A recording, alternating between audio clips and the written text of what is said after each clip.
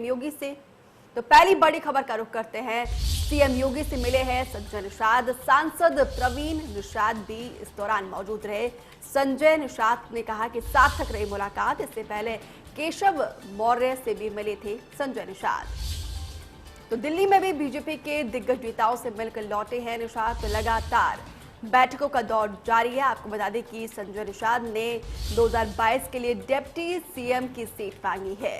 तो ताबड़तोड़ बैठकों का दौर जारी है। आगे की रणनीति तैयार की जा रही है, किस तरीके से 2022 को लेकर खाका तैयार किया जाए। इसी कड़ी में सीएम योगी आदित्यनाथ से भी संजय निषाद ने मुलाकात की है और इस दौरान कई दिग्गज नेता भी मौजूद रहे।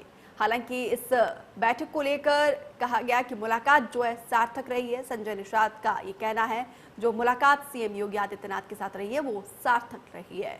तो मुलाकातों का दौर लगातार जारी है और आपको बता दें कि बीते दिन दिल्ली में भी उन्होंने कई दिग्गज नेताओं से मुलाकात की थी और उसके बाद 2022 को लेकर उन्होंने कहा था कि 2022 में उन्हें डिप्टी सीएम की सीट दिया जाए।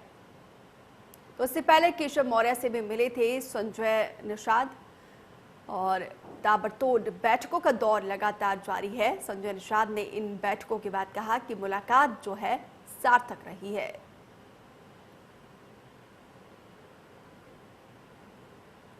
तो सीएम योगी आदित्यनाथ से संजय निषाद ने मुलाकात की। सांसद प्रवीण निषाद भी इस दौरान मौजूद रहे।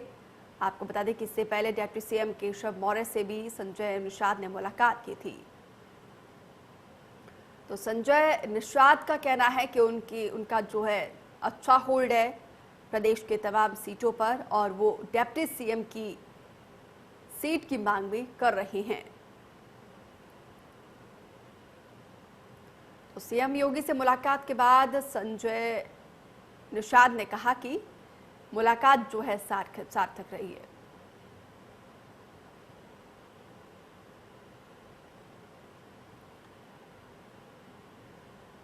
तो इसी खबर पर अधिक जानकारी के लिए लखनऊ से मेरे सहयोगी विजय मिश्रा लाइव जुड़े हैं। विजय, ताबड़तोड़ बैठकों का दौर जारी है, मुलाकातों का दौर जारी है।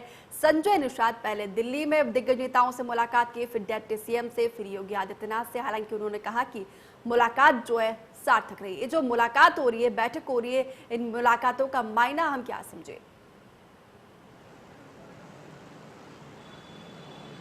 देखिए, बिल्कुल साफ है दीपिका कि जैसे जैसे चुनाव नजदीक आते हैं वैसे वैसे जो सहयोगी दल जिन्हें अब तक कोई सलूशन नहीं मिला है इनसे जुड़ने के बाद, वो अपनी शर्तों के साथ में सामने आ रहे हैं और बाकायदा इसे ये कहा जा सकता है सौदा, क्योंकि ये बाकायदा सौदा होते हुए दिख रहा है कि अगर मुझे यहाँ से नहीं मिलता है, मेरे मन की पूरी बात मेरी नहीं होती है, तो हम किसी दूसरी जगह जाने के लिए बाकायदा स्वतंत्र हैं और हम वहां पर चले जाएंगे। और यही चीज जो है वो संजय निषाद भी करते हुए नजर आ रहे हैं। हालांकि जरूर है कि यहाँ पर इनका जो ये पूरी जो बातचीत जो थी वो बहुत पहले की थी भाजपा के साथ में, लेकिन जब इनकी मांग पूरी नहीं हुई, जिस तरह से अमेरिकन बातचीत हुई थी उनसे काफी देर तक उन्होंने कहा कि मुझे इस बात का वादा था कि राज्यसभा हमें किसी एक व्यक्ति को देंगे हमारे पार्टी के, और एक केंद्रीय मंत्रिमंडल में मत्स्य जो मंत्रालय है वो हमें दिया जा सकता है, और साथ साथ में उत्तर प्रदेश में भी विधान परिषद के साथ में एक मंत्रालय देने की बात जो है वो पहले हुई थी। और अब वो सीधे उप मुख्यमंत्री का पद मांग रहे हैं। उनका कहना है कि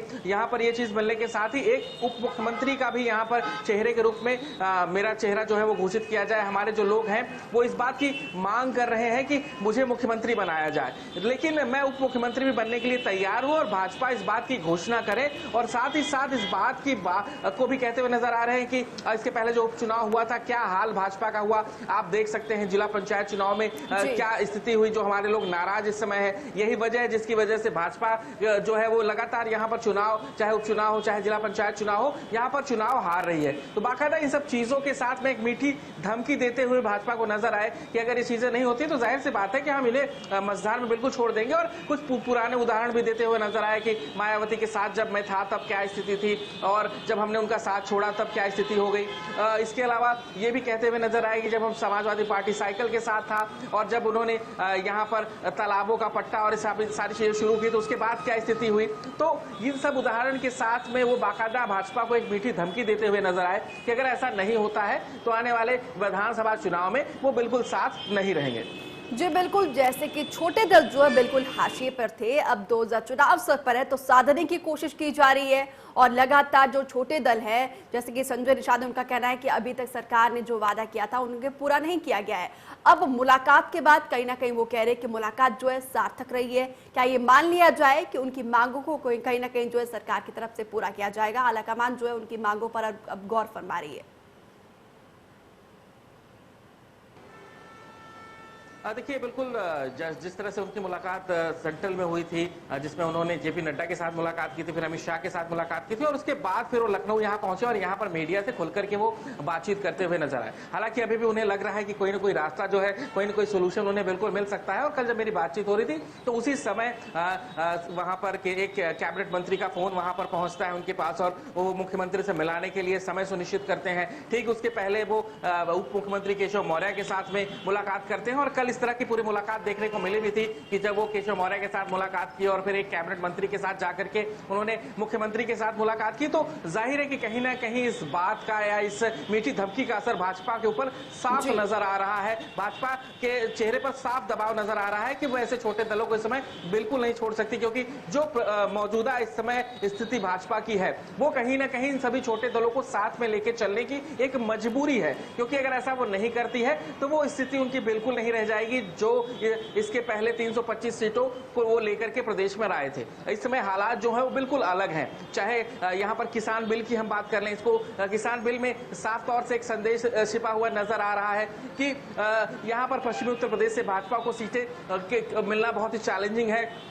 इसके अलावा ओम प्रकाश राजभर भी इनके साथ अलग हो चुके हैं, जो कि अपने कुछ विधायकों के साथ में मिलकर के एक अन्यत्र तीसरा मोर्चा बनाने की तैयारी में है और छोटे छोटे दलों को साथ में लाने की तैयारी में है। उनकी बात समाजवादी पार्टी में भी चल रही है। तो ऐसे में वो पुरानी स्थिति भाजपा की बिल्कुल नहीं है जो इसके पहले थी और जो पॉजिटिविटी थी, क्योंकि इस बीच कोरोना लहर भी यहाँ पर आई हुई है। तो बहुत सारी ऐसी चीजें हैं जो भाजपा को इस बात के लिए मजबूर करती हैं कि हाँ, उन्हें इन छोटे दलों को लेकर के चलना है और इसका फायदा बाकायदा निषाद पार्टी उठाते हुए दिख भी रही है। बाकायदा मीडिया के जरिए से एक मीठी धमकी सरकार को भिजवाई जाती है, सरकार मिलने को मजबूर होती है और बिल्कुल साफ तौर से ये दिख भी रहा है यहाँ पर कि अब कहीं ना कहीं इनकी बातें पॉजिटिव हो चुकी हैं, क्योंकि अगर पॉजिटिव नहीं होती तो संजय निषाद आज एक प्रेस कॉन्फ्रेंस आज फिर बुला चुके होते, तो एक बार फिर मीडिया से मिलते हुए नजर आते और अपनी चीजें बिल्कुल साफ करते हुए वो दिखते भी। अब देखना यह है कि आने वाले विधानसभा चुनाव में किस तरह किस करवट उठ बैठेगा, क्योंकि ये बिल्कुल साफ है कि सिर्फ भाजपा से ही संजय निषाद की बात नहीं हो रही होगी, वो विपक्षी दलों के भी संपर्क में होंगे। अब आने वाले समय में वो विधानसभा चुनाव तक क्या स्थिति रहती है, क्या भाजपा के साथ रहते हैं या फिर किसी अन्य पार्टी के साथ वो गठबंधन में जाते हैं, ये आने वाला समय ही तय करेगा। लेकिन इस समय जब उनकी मुख्यमंत्री और उप मुख्यमंत्री के साथ मुलाकात हुई है तो इस समय वो बिल्कुल भी मीडिया के साथ मुलाकात नहीं कर रहे हैं। बिल्कुल, सरकार के सामने, बीजेपी के सामने बड़ी चुनौती है और जो छोटे दल है उनके पास विकल्प ही विकल्प है। तमाम जानकारी के लिए आपका बहुत शुक्रिया।